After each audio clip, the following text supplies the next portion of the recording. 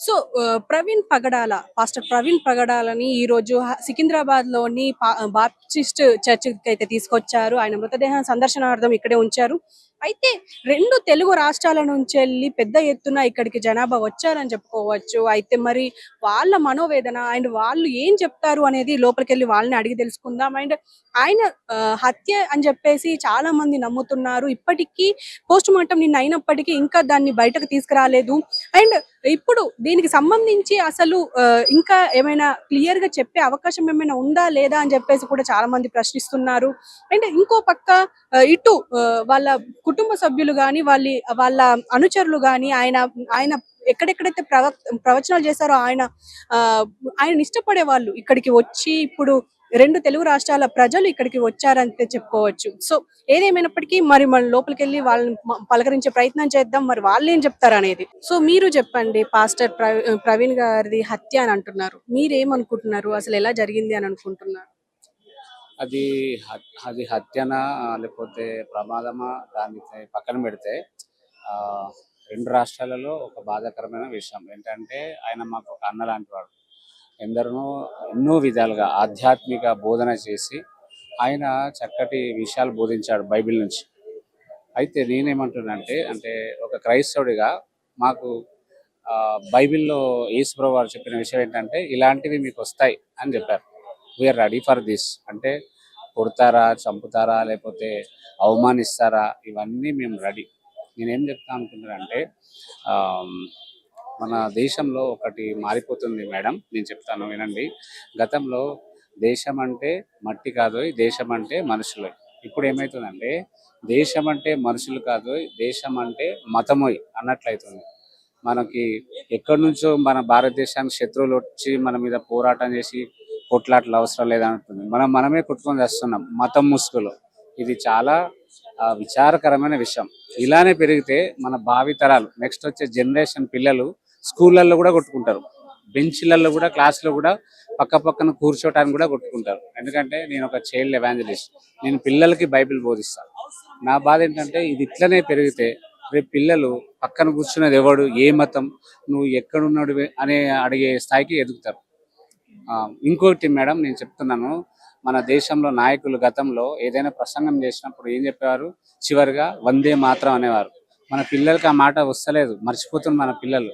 మనం వందే మాత్రం అనేది మన పిల్లలు అనుకుంటారు, ఇదేదైనా పరాయి భాష అనుకుంటారు భవిష్యత్తులో. ఎందుకంటే ఇప్పుడు నాయకులు వాళ్ళ ప్రసంగం అయిపోయిన తర్వాత వందే మాత్రం అనట్లే. వందే మాత్రం అంటే మనందరం ఒకటి భారతీయులం అని, అది లేదు. వాళ్ళు వాళ్ళ దేవుళ్ళ పేర్లు పెట్టుకొని వాళ్ళ దేవుని పేరు పిలుస్తుంది. అంటే మాది ఇది, మీరు కాదు అన్నట్టు. ఇక్కడే విభేదాలు వివక్షలు వస్తున్నాయి. కాబట్టి నేను నాయకులు కూడా కోరుతున్నా, వందే మాత్రం మన భారతదేశ నినాదం, అది పట్టుకోవాలి మనం. మీరు ప్రసంగాలు ఇచ్చినప్పుడు మీ దేవుళ్ళ పేర్లు, వేరే వాళ్ళ ప్రసంగాలు ఇచ్చిన వాళ్ళ దేవుళ్ళ పేర్లు కాదు. అలా డివైడ్ వస్తే మన నెక్స్ట్ తరాలు, మీ పిల్లలు మా పిల్లలు కొట్టుకొని సస్తారు. క్లాసుల రూమ్లలో స్కూల్కి వెళ్ళరు, కాలేజీకి వెళ్ళరు. కాలేజీకి వెళ్ళి స్కూల్కి వెళ్తే కొట్టుకొని వస్తారు. ఏమంటారు మేడం? ఇప్పుడు నేను చెప్పేది ఏంటంటే, ఇప్పుడు అన్న పోయారు, తిరిగి తీసుకురాలేము. కానీ ఒకటి తెలుసు, అన్న పరలోకంలో ఉన్నాడు, మాకు అది తెలుసు. ఎందుకంటే యేసు ప్రభు బోధలో నన్నే హింసించారు, నన్నే కొట్టారు, మీకు తప్పకుండా ఇలాంటివి వస్తాయని యేసు ప్రభు చెప్పాడు. సో దీనికి మేము రెడీ. మేము ఇలా చేస్తే కూడా మాకు సంతోషం. ఎందుకంటే వాక్యంలో ఒక మాట ఉంటుంది, ఇలాగ మీకు జరిగినప్పుడు మీ ధనము పరలోకంలో అధికమవుతుందని ఉంటుంది బైబిల్లో. సో మా అన్నకి ఇక్కడ ధనం లేదనుకుందాం, ఇప్పుడు ధనవంతుడయ్యాడు పరలోకంలో మా ప్రవీణ్ అన్న. సో దానికి హ్యాపీగా ఉన్నాం. అంతేకాకుండా చాలా మంది ఇలా మాట్లాడుతున్నారు, మీ అంతు చూస్తాం, లేకపోతే మేము గాజులు వేసుకోలేదు, మేము చేతులు జోడించుకొని కూర్చోలేదు. నో అండి, నేను క్రైస్తవులు చెప్తున్నా, పాస్టర్ గారిలో చెప్తున్నా, మనము అలా మాట్లాడకూడదు. ఎందుకంటే మనము వేదికలెక్కి ప్రేమ గురించి బోధిస్తాం, సమాధానం గురించి బోధిస్తాం. ఇప్పుడు ఎవరో వచ్చేసి ఏదో చేసిందని రారా చూసుకుందాం, కొట్టుకుందాం, గాజులు వేసుకోలేదు, దమ్ముంటే నేను పోతున్న దారిలో నరకండి, సంపండి అని అనవసరం. మనకి యేసుప్రభు చెప్పలేదు. మనకి ఏం చెప్పాడండి, ఇటు కొడితే ఇటు చూపించమన్నాడు. అదే మనకు ఏది బోధిస్తామో అది చేద్దాం చాలు. మనం పోయేసి నాకు సైన్యం ఉంది, నేను తంత, నేను కొడతా, నువ్వు దారిలో చూసుకుందాం, చేతులు తీసుకెళ్తా, కాళ్ళు తీసుకెళ్తా, మా బోధ కాదండి అది. మేము అది చెప్పాం అసలు బైబిల్. మేము పులిపీఠాలు ఎక్కినా, మైకులు తీసుకున్నా ఏం చెప్తాం అంటే ప్రేమ చెప్తాం, సమాధానం చెప్తాం, శత్రువును కూడా ప్రేమించమంటాం, శత్రువు కూడా ఇంటికి వస్తే భోజనం పెట్టమంటాం. అది మా బోధ. కాబట్టి పాస్టర్లు దయచేసి, దైవ సేవకులు, మనం ఏం అవసరం లేదు. మనము మీకు ఒక్క మాట గుర్తు చేసి చూడండి, పగ తీర్చుకొని వాడని నేను అన్నాడు ఏసయ్య. ఏసయ్యకి అప్పచెప్పుదాం, దేవునికి అప్పచెప్పుదాం. మన నిజంగా ప్రవీణ్ అన్నని ఎవరైనా కుట్ర చేసి చంపి ఉంటే ఖచ్చితంగా దేవుడు పగ తీర్చుకుంటాడు. దేవుడు వాళ్ళని చూసుకుంటాడు. మనం వదిలేస్తే దేవుడు చూసుకుంటాడు. మనం చూసుకోవాల్సిన అవసరం లేదండి. మనం చూసుకోలేము కూడా. ఒకటి చెప్పాలా, మనం చూసుకోలేము కూడా. కానీ మనం వదిలేద్దాం, దేవునికి వదిలేద్దాం.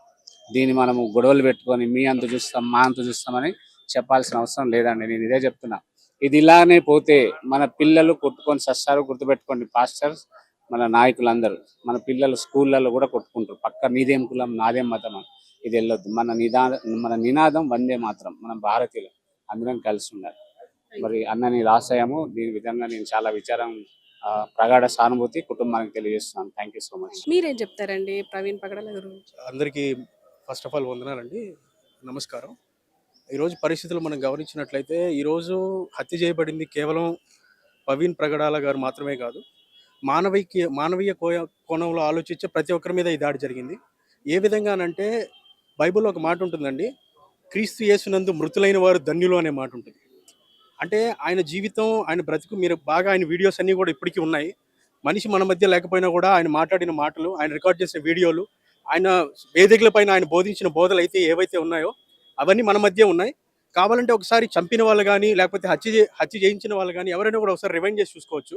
ఎక్కడ కూడా ఆయన ఒక క్రైస్తవ్యం గురించో, ఒక మతపరమైన పోకడలో, లేకపోతే ఒక మతంలో ఏదో ఒక ఫేమ్ పెంచుకోవాలనే ఆయన ఎప్పుడు అటువంటి బోధనలు ఆయన చేయలేదు. ఆయన అన్ని మానవీయ కోణం, మనిషి ఎలా జీవించాలి, మతంలో నుంచి మనిషి ఎలా బయటికి రావాలి. ఈరోజు చాలా మంది మాట్లాడుతూ ఉన్నారండి. నిన్న కూడా ఆయన కామెంట్ చేస్తూ ఉన్నారు, ఆయన తాగేసి ఎలా పడిపోయాడు, ఇంకో ఆయన ఇలా పడిపోయాడని. ఈరోజు మీరు ఇక్కడ ఉన్న మనుషులను చూస్తే, ప్రజెంట్ నేను ఆంధ్రప్రదేశ్ నెల్లూరు నుంచి ఇక్కడికి వచ్చానండి. నాది ఆంధ్రప్రదేశ్ నెల్లూరు నుంచి. నేను ఎప్పుడు ప్రవీణ్ గారిని కలిసింది లేదు, ఆయన ఎప్పుడు నేను చూసింది లేదు. కానీ ఈరోజు నేను అక్కడి నుంచి ఇక్కడ దాకా వచ్చానంటే ఆయన జీవితం ద్వారా, ఆయన ఐడియాలజీ, ఆయన భావజాలం ఏంటంటే మనం భారతీయులం. ఆయన ఏం చెప్పుకుంటూ వచ్చాడంటే మొదటి నుంచి కూడా క్రిస్టియన్స్ అనేది కాదు, కానీ ఈ సనాతన ధర్మం అనేది మనుషుల్ని ఏ విధంగా వెనక్కి నెట్టేసింది. ముఖ్యంగా ఎవరైతే ఎస్సీ ఎస్టీ లేకపోతే బలహీనమైన వర్గాలకు చెందిన వాళ్ళని ఏ విధంగా వీళ్ళు సమాజం వెనక్కి నెట్టేసింది. ఈ క్రైస్తవ్యం లేకపోతే ఈ ఐడియాలజీ, ఈ మిషనరీస్ వచ్చి మనుషుల్ని ఏ విధంగా ముందుకు తీసుకుని వచ్చారు. ఇన్ కేస్ ఆఫ్ ఎడ్యుకేషన్ కానీ, హాస్పిటలైజేషన్ కానీ, ఇలాంటి అనేక విషయాల్లో ఈరోజు మనం గమనించినట్లయితే ఒకనొక సందర్భంలో గమనించినట్లయితే మనుషులు వెలివేయబడిన వారుగా పిలుస్తూ ఉండేవాళ్ళు. కానీ ఈరోజు ఆ పరిస్థితులు లేవు. ఆ పరిస్థితులు ఎందుకు లేవు అని అంటే వాళ్ళు వచ్చారు కాబట్టి ఆ పరిస్థితులు లేవు. లేకపోతే ఈరోజు కూడా అనగారిన జీవితాలే మనం బ్రతకాలి. ఆయన ఐడియాలజీ ఒకటేనండి, మనిషిగా బ్రతకాలి, మనిషిగా బ్రతకాలి అని. ఒక కులాన్నో, ఒక ధర్మాన్నో, లేకపోతే ఇంకో దాన్ని ఆయన తప్పు పట్టలేదు. ఆయన ఏం చేశాడంటే ఆ రెండింటికి కంపేర్ చేశాడు. ఇది ఈ సిద్ధాంతం ఏం చెప్పింది, మన సిద్ధాంతం ఏం చెప్తుంది అని ఆయన ఈ రెండింటికి కంపేర్ చేసి మాట్లాడాడు. మీరు కావాలంటే చూడండి, ఆయన ఇండియాలజీ గురించి చాలా గొప్పగా మాట్లాడాడు. అంటే ఆనాటి నుంచి ఈ మొఘళ్ళు వీళ్ళందరూ ఎలా పరిపాలించుకుంటూ వచ్చారు, హీఈస్ ద కింగ్ అని మాట్లాడాడు. యేసు ప్రభు ఒక రాజు మాత్రమే. ఆయన రాజ్యంలో ఏముంటుందంటే, ఆయన రాజ్యంలో మనుషులు సుఖ సంతోషాలతో ఉంటారు. ఆయన మన హృదయాల్లో ఉన్నప్పుడు మనకేంటంటే ఎదుటివాడి మీద మనకి జలసి ఉండదు, ఎదుటివాడి మీద మనకి కోపం ఉండదు, ఎదుటివాడి మీద మనకి బాధ ఉండదు. మన జీవితాలు మనం చూసుకుంటూ ఉంటాం. ప్రవీణ్ పగడాల గారి ఐడియాలజీ ఏదైతే ఉందో దాన్ని ఖచ్చితంగా అందరూ ముందుకు తీసుకుని వెళ్తారు. ఎందుకంటే అది ప్రతి ఒక్క మానవుడు యాక్సెప్ట్ చేయాల్సింది. ఇది ఒక కులానికో లేకపోతే ఒక మతానికో సంబంధించింది కాదు. ఇది మనుషులందరి మీద జరిగిన దాడి. ఈరోజు చూస్తే క్రూర మృగాల్లో కూడా ఇటువంటి దాడి జరగదండి. క్రూర మృగాల్లో కూడా ఇటువంటి దాడులు జరగవు. పులులు, సింహాలు అవి వేటాడి అవి చంపుకోవడం మానేసాయి. ఇప్పుడు ఈ వేట ఎక్కడికి వచ్చిందంటే మనుషుల మధ్యలోకి వచ్చేసింది. ఈరోజు నేను ఒకటే ఆంధ్రప్రదేశ్ ప్రభుత్వాన్ని కానీ, తెలంగాణ ప్రభుత్వాన్ని కానీ నేను ఒకటే కోరుకుంటా ఉన్నాను. అయ్యా ఇప్పుడు మనం గమనించినట్టు చంద్రబాబు నాయుడు గారు కానీ, నారా లోకేష్ గారు కానీ, పవన్ కళ్యాణ్ గారు కానీ, అలాగే హోమ్ మినిస్టర్ అనిత గారు కానీ, ఖచ్చితంగా నేనైతే ఒకటి చెప్తాను, మనుషులు న్యాయం చేయలేకపోవచ్చు, మనుషులు కొన్ని సందర్భాల్లో న్యాయం చేయలేకపోవచ్చు. కానీ బైబిల్లో ఒక మాట ఉంటుందండి, నా దైవ సేవకుని ముట్టితే నా కన్నుగుడ్డిని ముట్టినట్టే అన్నాడు. సో ఈ విషయాలన్నీ మనం గుర్తు తెచ్చుకోవాలి. మనుషుల మీదకి ఉగ్రత ఏ విధంగా రాబోతుంది అని అంటే నిరపరాధి రక్తం అది. అదేదో ఆషామాషిగా ఓట్ల కోసమో నోట్ల కోసమో చంపబడిన వ్యక్తి కాదు ప్రవీణ్ పగడాల గారు. ఆయన మనుషులు మానవీయ కోణం కోసం, మానవుల్లో ఒక చైతన్యం తీసుకొని రావాలా, మతాల్ని దాటి రావాలా, కులాన్ని దాటి రావాలా. మనందరం ఇంకా ఏదో సనాతన ధర్మం, ఏ సనాతన ధర్మం అండి? ఈనాడు మీరు గమనించినట్లయితే కంచి ఐలయ్య గారు ఒక పుస్తకం రాశారు, వై ఐఎమ్ నాట్ హిందూ అని. ఉస్మానియా యూనివర్సిటీలో ఉన్నారా, ఆయన ఇప్పటికీ ఉన్నాడు. ఇవన్నీ మేము చదువుకున్నాం, కానీ మేమేంటంటే ఒక రాడికల్ థింకింగ్లో ఎవరు లేరండి. ఈరోజు బయటకు వచ్చేసింది, ప్రతి ఒక్కరు మాట్లాడుతూ ఉన్నారు, అన్ని చూస్తూ ఉన్నాం. కానీ నా బాధ ఏంటంటే కళ్ళు తెరిచి కూడా ఇంకా అంధకారంలో జీవిస్తున్నారు. కళ్ళు తెరిచి కూడా నోరు తెరిచి మాట్లాడుతూ కూడా ఇంకా అంధత్వంలో బ్రతుకుతూ ఉన్నారు.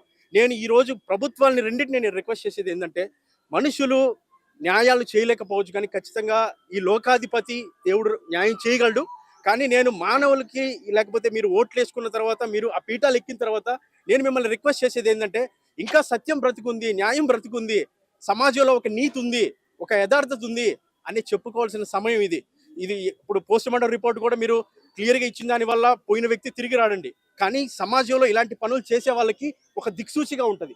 వాళ్ళు ఇంకోసారి ఇలాంటి చేయాలంటే ఆలోచిస్తారు. అరే, మనం నేరం చేస్తే మనల్ని పట్టుకుంటారు. వ్యవస్థలు మేనేజ్ చేసేవాళ్ళు, లేకపోతే ఇంకో డబ్బులు ఇచ్చి కోర్టులు మేనేజ్ చేసేవాళ్ళు, ఇలాంటి వారందరికి కూడా ఏంటంటే ఇది ఒక పాఠంగా ఉంటుంది. నేను ఖచ్చితంగా పవన్ కళ్యాణ్ గారి గురించి నేను కూడా ఓటేశాను. పవన్ కళ్యాణ్ గారి గురించి నేను కూడా పోరాడాను.